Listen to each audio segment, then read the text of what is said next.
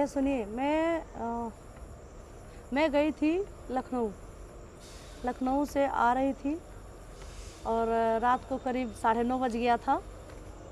मुझे कुछ समझ में नहीं आ रहा था, मेरी तबीयत भी ख़राब सी लग रही थी, ऐसा लग रहा है कि मैं प्यास सी लगी है, मतलब दिक्कत महसूस हो रही थी, चक्कर से आ रहे थे।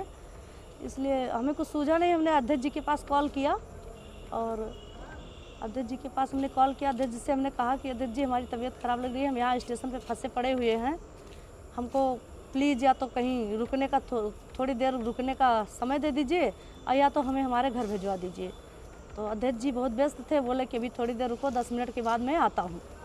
मैंने इंतज़ार किया, अध्यक्ष जी आए और फिर उन्होंने रिसीव किया और उन्हें फिर उनका कोई अर्जेंट कॉल आ गया, तो बोले कि अभी मैं कहीं जा रहा हूँ किसी को छोड़ने और आता हूँ। फिर अध्यक्ष जी हमको लेके गए कार्यालय पे, बोले कि तुम यहाँ थोड़ी देर ठहरो और मैं अभी आता हूँ। जैसे ही मैं जा रही थी, 2-3 सीढ़ी चढ़ी, चौथे सीढ़ी जैसे क्रॉस की, हमें ऐसा लगा कि मेरा हिल वाली सैंडल पहनी थी, मेरा पैर फिसला कि चक्कर सा आ गया। मैं ऐसे हाथ जैसे पीछे की कि सर जी पीछे खड़े थे, हमको थाम लिए और उन्होंने मुझे सहारा दिया। पैर फिसलने से अगर मेरा पैर भी टूट सकता था, मेरी और भी कहीं चोट आ सकती थी, सिर में चोट आ सकता था, बस यही बात है। और अध्यक्ष जी ने हमको कमरे तक छोड़ा और बोले आप तुम यहाँ अंदर रुको, मैं थोड़ी देर बाद अभी आता हूँ तो तुम्हें घर भिजवा देता हूँ किसी से।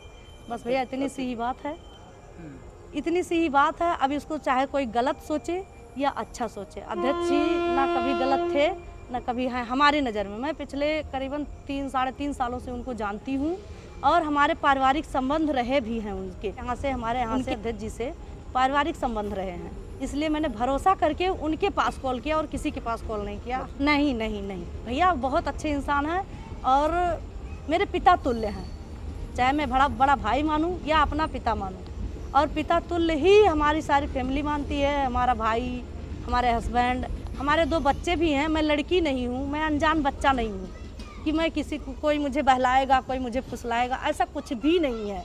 और जो सोच रहा है गलत सोच रहा है। इतने लोग अफवाह जो उड़ाए हैं मेरे खिलाफ, मैं कंप्लेन थाने में कर दी हूँ। अगर नहीं मानेंगे तो मैं मानहानि का दावा भी करूँगी, महिला आयोग जाऊँगी।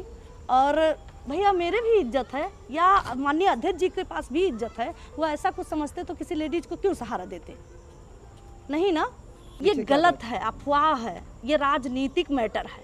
अब ये लोग राजनीति के ऊपर उस पर ले जा रहे हैं, ऐसा कुछ नहीं है। मेरा फैमिली व्यवहार है, फैमिली संबंध है अध्यक्ष जी से। अब पिछले 3.5 सालों से मैं उनको जानती हूँ।